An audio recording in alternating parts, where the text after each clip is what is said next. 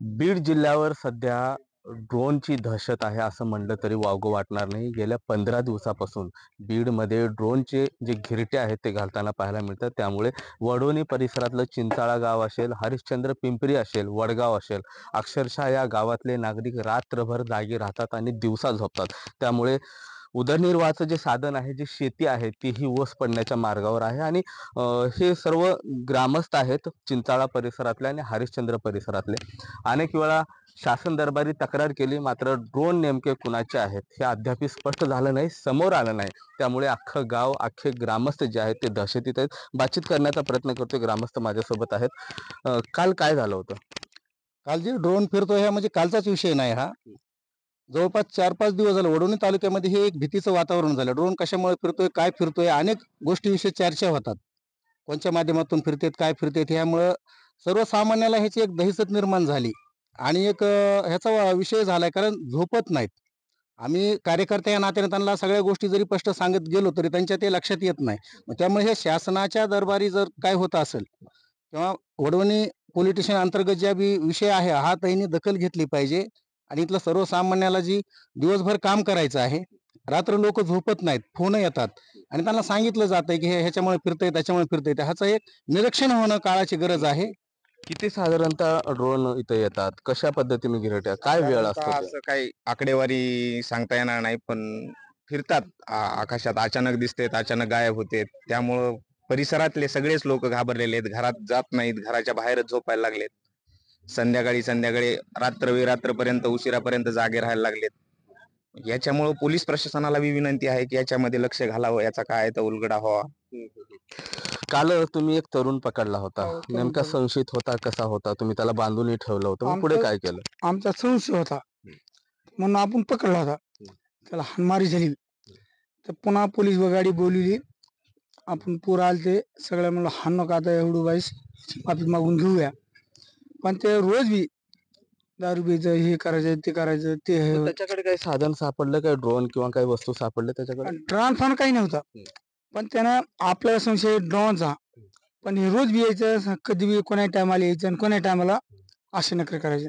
नक्की ड्रोनचा संशय होता म्हणून मारपीट झाली. माता माय माऊली आहेत.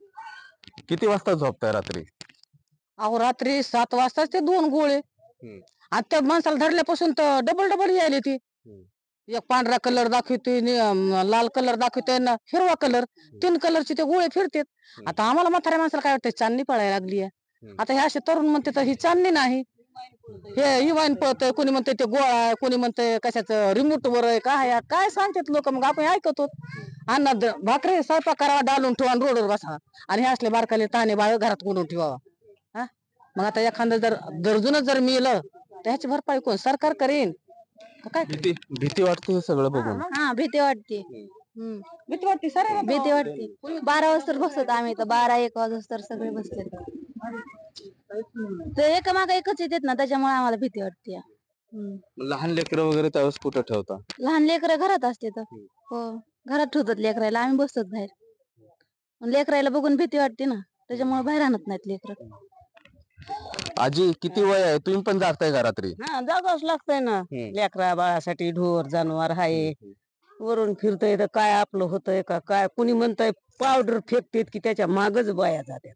मग हे खरंय का खोटंय आता आपल्याला तरी काय कळतंय का आमच्या सारख्या म्हाताऱ्या माणसाला? या आधी कधी असं पाहायला मिळालं आकाशातून तुम्हाला? नाही नाही नाही, कधीच नाही. पहिलीच वेळ आहे आता यंदा. हो कसवाच नाही. आम्हाला वाटायचं इमान फिरत येत, मग हमेशा फिरत येत, पण आता हे इमान वेगळंच आहे. ती काय करावं. भीती वाटते. हा भीती काय झोप येत नाही. धडधड धडधड आमच्या सारख्याच तर काय खरंच नाही.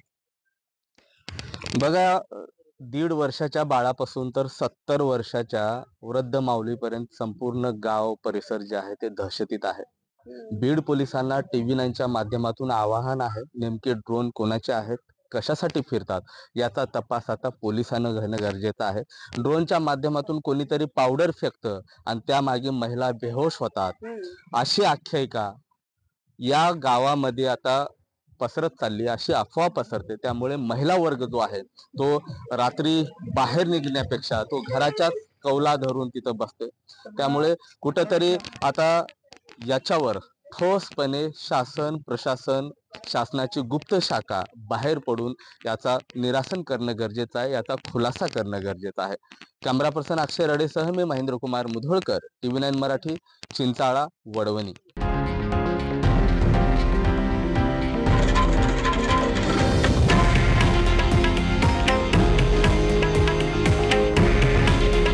हे आहे देशातील नंबर 1 न्यूज नेटवर्क आणि आपण पाहत आहात TV9 मराठी. काळजी तुमची, हित महाराष्ट्राचं.